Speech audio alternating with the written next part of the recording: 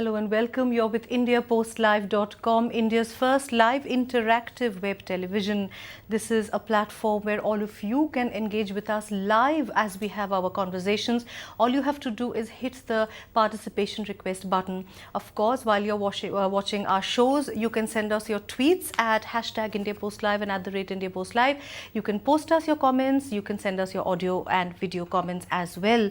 I'm sure you are aware that we discuss a range of issues that many traditional media doesn't, and today we are going to be discussing a very contentious issue, that is the issue of the Delhi University's decision last week to include the third gender category in its postgraduate degree admission forms. Now, while this decision is being hailed by many as progressive and inclusive, many activists are asking, is the Delhi University actually ready? The implications are far-reaching. Are we ready? And there are so many levels one has to talk about in terms of sensitizing officials to the admission process, in terms of hostels, in terms of toilets.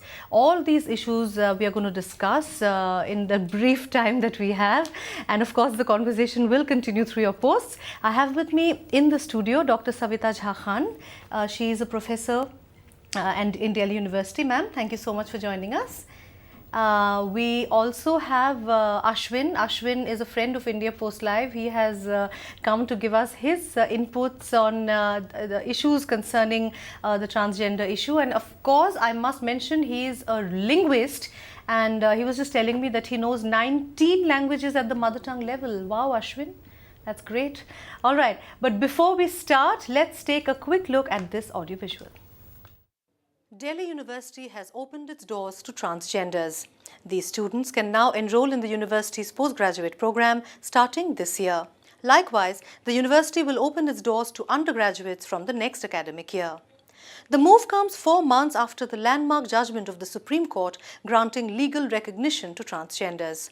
The University Grants Commission had last month asked educational institutions to introduce the third gender option on admission forms. However, the move, hailed by the queer community and others as progressive, might not be such a smooth sailing for transgenders. Are the Delhi University authorities prepared to address issues such as sensitization, safety and anti-harassment measures before the transgender students are welcomed into the fold? So there we have it. We have just given you a slightly more interesting perspective to what I was just saying. And let me first ask Ashwin this. Ashwin, do you think the Delhi University has, rushed into it? Or do you think the Delhi University is actually prepared? Because it's a drastic decision. Well, I do not believe that the Delhi University has rushed into it because there is no time for anything. It's like, it's not like, okay, India has, been independent for 60 years or so, and it's a very young democracy, and we still have a lot of people who need education that, we shouldn't care about transgenders, we shouldn't care about LGBT in general. I believe that, we have to start somewhere, and there is no place better to start than in the present. Great, a very positive statement there. Ma'am, what do you have to say? The issues that we are raising is, the first thing that when transgender community applies, will the staff, how does the Delhi University propose to sensitize them, to ease them through the admission process? Let's start with that first. A beginning has to be made, first thing. So beginning has been made. Yes, yes. Of course, it is due to the Supreme Court intervention and UGC's regulation, thereafter. Secondly, I do not believe that, sensitivity comes in a day. You have to begin, and then it's a process. That process has to, can come later, or we can basically cannot expect it to be a grand affair from the word go, right? So I think it's going to take time, but at least, for a central university, because Delhi University being a central university, it has to basically toe the lines of all the central institutions, because to me, this recognition of third sex more than anything else is institutionalized support to this community. You know, the way we are recognizing the SC, ST and other categories. So this is one of the categories which have come up. Otherwise, I do not think third sex or third gender as a sensitization issue or as the issue itself was something new to India. No, the issue is not new to India, but of course the whole apex body's decision has kind of set this whole thing in motion, as you said. But you know, we live in a country where transgenders have traditionally had it difficult. You know, you are well educated, Ashwin, you know so many languages, but not many transgenders are as lucky as you. They have to struggle to get basic school education. They have to struggle in so many matters. So, starting this, I mean, what are your thoughts on that? You know, do you think it will be an easy thing for them? Because ma'am said it's a process. So, initially it will be difficult, right? Oh yes, of course, it has to be difficult. And the process that ma'am was talking about right now has begun, and it's not that the process is yet to commence. And it is going to be very difficult. And yes, there are a lot of transgenders who are very intelligent, very resourceful, and they have excellent emotional and intellectual management skills, but they are not given access to education. Exactly. And if these people are given access to education, think about how much contribution they can make to the economy of our country. I think we are going to have an India that will flourish and bloom if we have this huge section of our population called transgender in the workforce. Right. We talked of the sensitization issue being a process, and I'm in complete agreement, as is Ashwin.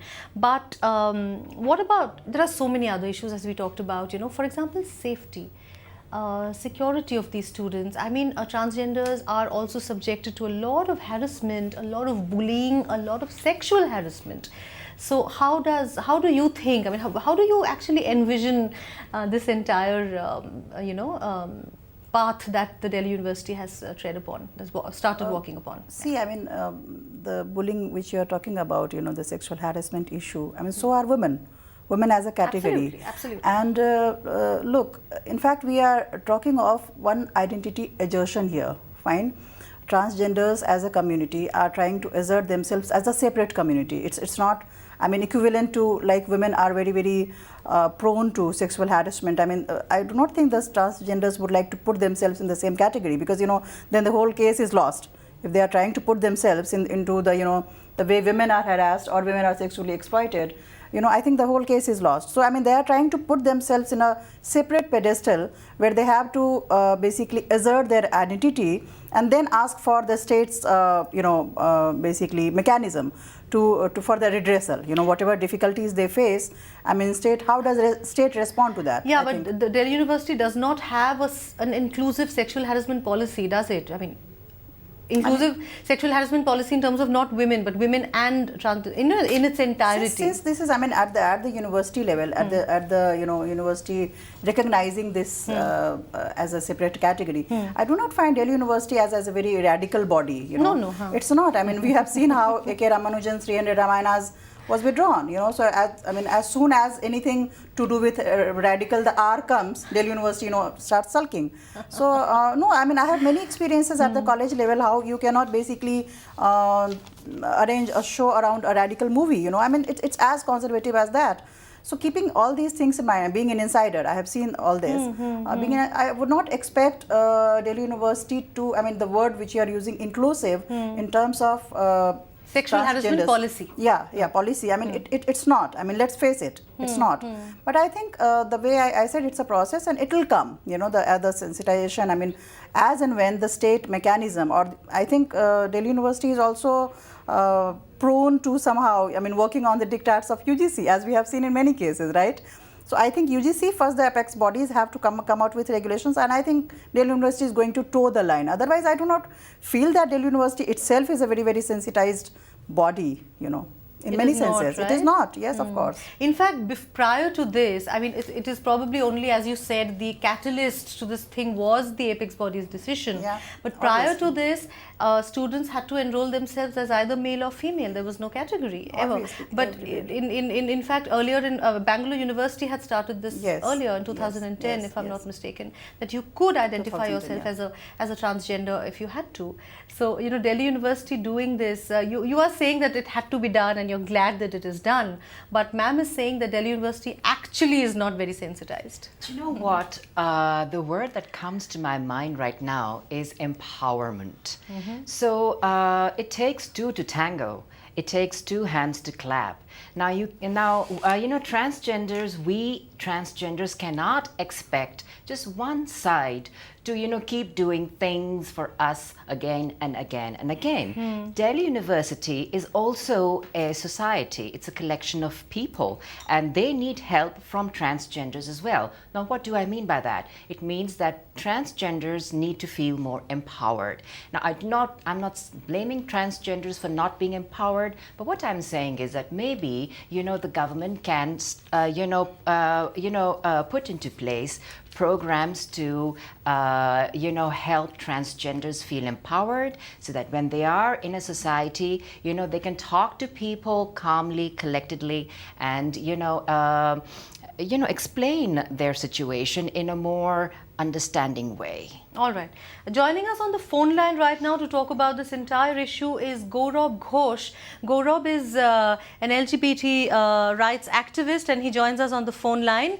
Gaurav, can you hear me? Yeah, hi. Hi. Welcome to India Post Live. Thank you so much for talking to us. I wish you could have joined online, Gaurav. We would have loved to. I cannot, because I just reached to my campus. I see. Which campus is that? Sorry? JNU. JNU. Okay, great. We have another somebody from JNU also joining us. That's wonderful. Okay, what is your thoughts on this Delhi University initiative, the decision that was taken last week on the admissions, postgraduate admissions from this year itself, and from next year, of course, the undergrad admissions to include the transgenders? Yes, so obviously this move is quite positive, and it's, like we should welcome this move.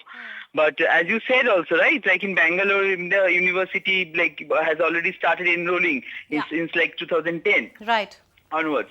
So anyway, it is extremely hopeful, and it's students are transgender students getting enrolled, and what Ashwin also said, that getting a chance to study and everything is very good. But what happens is that which I think read in the newspaper, that UGC has instructed DU to enroll transgender students in the OBC category. Okay, so if this kind of reservation is happening, then I think I have a problem with that, Right. because transgenders are not OBC. How do you actually, what are the parameters to decide who is OBC and who is not OBC? And when reservations regarding women, women say for women students, for female students, some kind of reservation happened. They were not given reservation because women are OBCs. They were given reservation on the basis of the gender question. Now here, if we give transgender students reservation on the basis of OBC, then obviously the entire question of sexuality and identity will get nullified. It does not hold any meaning then. So there should be some kind of, some kind of mechanism to decide how they are supposed to get reservation in the admission process and everything. Right. This is one. And second is that, as Ashwin also said, you also said that, the Delhi University is not enough sensitized. It does not have a strong GS cash kind body that we witness in JNU. So, of course, so what will happen? Does JNU have it, Gaurav? Does JNU have it? Yeah, it's a very strong body. We are still struggling to get it, to strengthen it. But the JNU has a very strong GS cash body. Okay, so, but Delhi University doesn't have it, and what will happen to, this, so I said, this sudden inclusion from exclusion, if it happens. So what will happen? You get 9 transgender students, but when actually come and sit in the class and, study with other students, how much, we are sensitized as teachers, as students, and non-teaching faculty staff. So that I think we have to figure out that how Delhi University will handle this issue. Right. Ashwin, you were talking about this OBC issue just when we were getting into the studio. And Gaurav has voiced a similar concern. You have a problem with that, right? Yes, I do. Yeah. You see now, nobody likes to be called backward. Yes. Okay. The word in itself has such a negative connotation. Yes. So when you're calling, a group of people backward, then you're actually telling the people that, look, they're about to, come to you, and so, treat them as backward because we say they are backward. So I think the word backward and words like that should not be allowed anywhere in a decent society. You can give, people, I mean, Do you think it's a logistical, I'm sorry to interrupt you, all do you right. think it's a logistical issue? Right now, in the first year that the Delhi University has started this, they're like, they've just done it from this year itself for postgraduate courses. Maybe next year for the undergraduate, there will be a third sex and not, the transgenders will not have to come under the category of the OBC. I'm just trying to, put a silver lining on the cloud. See, look, the issue is here that according to UGC directive, I mean, UGC is known to these many categories like SC, ST, OBC. I mean, till now, I think UGC doesn't have any, because job opportunities are also needed to given according to Supreme Court directive to transgenders, So I do not think, we should read, too much into it that why, backward. Though of course it is, going by the word, backward is something. But I think the whole premise on which we basically ask for reservation is something where we try to put a plea that, we are not so minority, but minority and backward. It's not minority. It's not a minority question. We ask for reservation. Here the whole premise is that we are not so well off, compared to other categories. So this is why, give us. Why do you ask for reservation? First thing, because if you are at par with other categories or other sections, you must not ask for reservation. So when UGC started talking, because Supreme Court directive didn't only talk about the recognition of transgenders as third sex, it also gave clear-cut directive to UGC and all the apex bodies, educational apex bodies, to basically go ahead with the job opportunities and reservation therein. Fine. So I think UGC must have found itself in a fix that where to put this new category now, where to include them, So I think on part of UGC, this is. So do you think that will change? Do you think that will change? I can say it must change. It must, absolutely. It must change. It must change. All right. Let's take a quick reality check before I get Gaurav back on, the status and, as far as literacy rates are concerned, as far as Delhi University admissions are concerned. We'll just give you a quick infographic of some of that we have compiled for you. Now, the last census that the government had done was in 2011, and according to that, 4,90,000 people, there are 4,90,000 transgenders in India. But LGBT activists estimate that the actual figure is 6 to 7 times higher. These are people who, of course, probably have not come out of the closet yet, and people who have not identified themselves as transgenders. Literacy rate. Again, according to the 2011 census, transgenders have a literacy rate of 40%. This is what I was telling you at the beginning of the show. They do not have access to education. 44% against the national average of 74% literacy rate in the country. So these are again issues that need to be addressed. Okay, Delhi University, as far as Delhi University is concerned, applications for the PG courses this year, there have been a total number of 90,000 applicants, of which transgenders who have identified themselves as transgenders have been 9. That's the number 9 that Gaurav was talking about when we were talking to him. So I think, 9 to 90,000 is, I'm sure, there are more who have probably been too scared, too apprehensive to come out and declare that they are transgenders, isn't it? Yeah, sure. But still, we have a huge number. What is number actually? 1 lakh something? Transgenders? 4,90,000. 4 lakhs.